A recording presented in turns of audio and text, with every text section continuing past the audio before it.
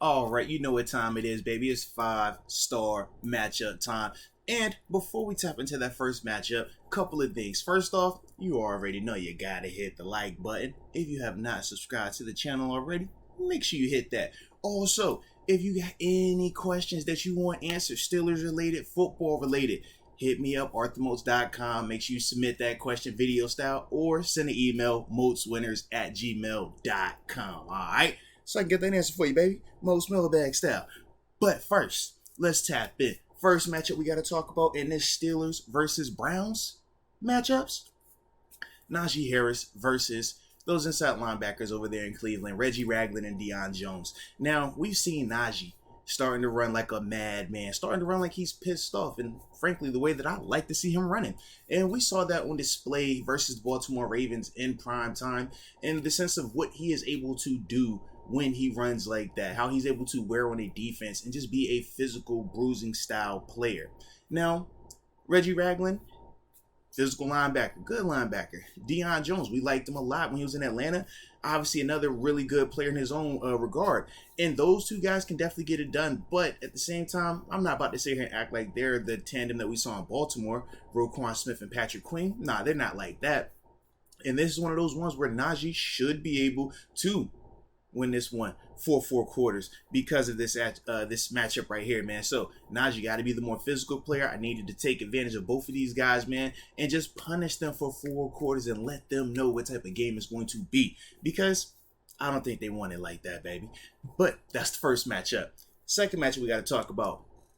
Steelers inside linebackers. And I can't even just name one because we use 4. Let's be real about it. So let's go down the list. I got Miles Jack, got Robert Splint, I got D. Bush, and then I got the young dog Mark Robinson. All 4 of them dudes are going to get a chance, and all 4 of those dudes are going to have to hold their own versus Nick Chubb. We know exactly who he is. Elite running back, still at a high level in terms of his productivity this season. I think 1,400 yards on the ground. Contact, balance, vision, take it to the house, checks all your boxes. But at the same time, we understand how physical our linebackers have been playing and the performance that they are coming off of versus Baltimore, where they were able to minimize that Ravens rushing attack. Not stop it completely, but minimize it. And that's what we're going to need them to do once again in this particular matchup, because Nick Chubb, we know he is the person that keeps that Browns offense on schedule right now. And even though they are transitioning to throwing the ball more, they're still not having Deshaun Watson throw this ball 30, 40, 50 times. So with that being the situation, our inside linebackers have to smash that run. All right. But now it's time for that third matchup. And I'm excited about this one because it's get back game time, baby. All right. I need Cam Sutton. I need Levi Wallace. We'll see what type of help we get potentially from William Jackson and Ahkello Witherspoon. Obviously, we know they've been practicing, so we'll see if they're actually available on Sunday. But I need those DBs versus Amari Cooper.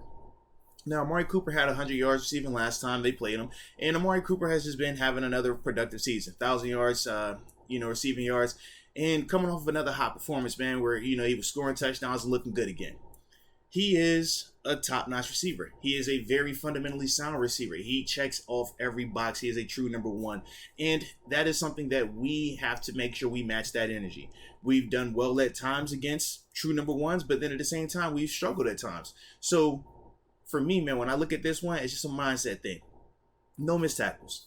You look at Amari Cooper's production or productivity at times this season has stemmed off of missed tackles. You catch a 15-yard pass, guy missed a tackle, now it's a 40-yard gain. 10-yard stop route, guy missed a tackle, now it's a 50-yard touchdown. That's what Amari Cooper brings to the table. Those are the fundamental things that we have to make sure that we don't allow. So tackle the catch. Amari's going to get open. He's going to make some plays. Don't allow a good play to become a great play, though. And that's the thing that I'm going to need my DBs to be locked in on. So let's get it. Now, we got to talk about this here 4th matchup, baby. And I'm excited about this one as well because it's Dan Moore. Some people call him the Myles Garrett kryptonite. Well, we're going to find out once again because it's Dan Moore versus Myles Garrett. And Myles, he got 15 sacks right now. He's trying to break his own record that he has set out there last season.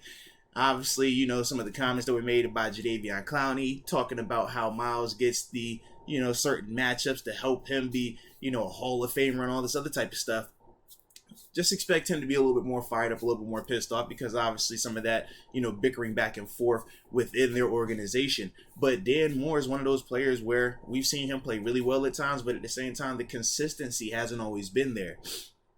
And with Myles Garrett, man, he's still very, very good. Let's not get it twisted. We minimize his impact because he plays in Cleveland. We have TJ Watt, but remove that type of stuff out the way. This dude is still a really, really, really good player. And that's something that Dan Moore is going to have to just be able to battle for 4 quarters and not allow him to have those game-wrecking type plays, because he is more than capable of that, both in the run game and in the pass game. So Dan Moore has to be buttoned up with this particular matchup.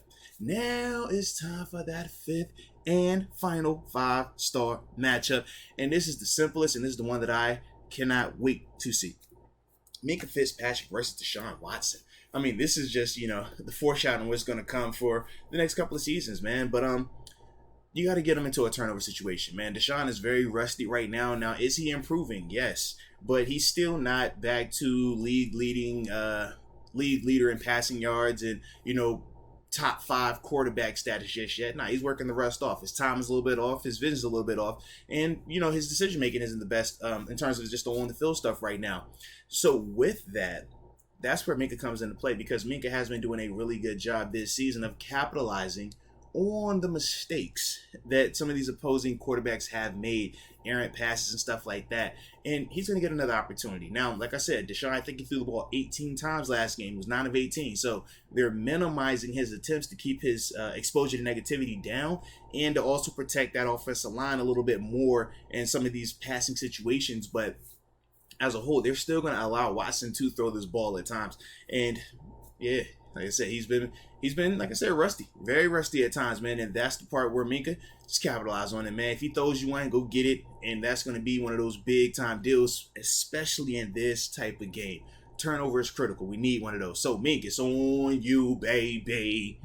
But either way, those are my 5-star matchups that I think we need to be focused in on. But as we always do, you let me know what matchups you are looking into. And also, man, how you think about these over here. But either way, I appreciate you. And until next time, baby, peace.